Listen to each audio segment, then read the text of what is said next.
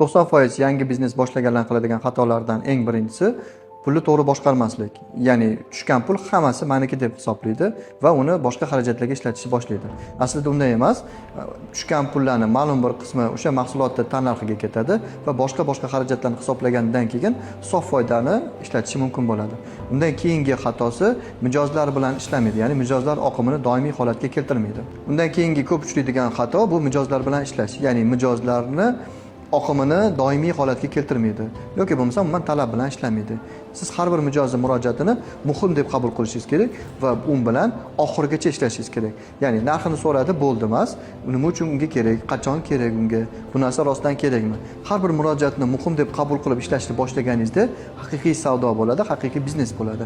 Agar siz o'zini holatiga tashlab qo'yadigan bo'lsangiz, sizning mahsulotingiz juda ham kerak bo'lsagina sizdan sotib oladi. Ko'p holatlarda boshqa joydan sotib oladi. Nega? Chunki ular sizdan ko'ra yaxshiroq munosabat bildirayotgan bo'ladi, ular bilan yaxshi kommunikatsiya qilayotgan bo'ladi.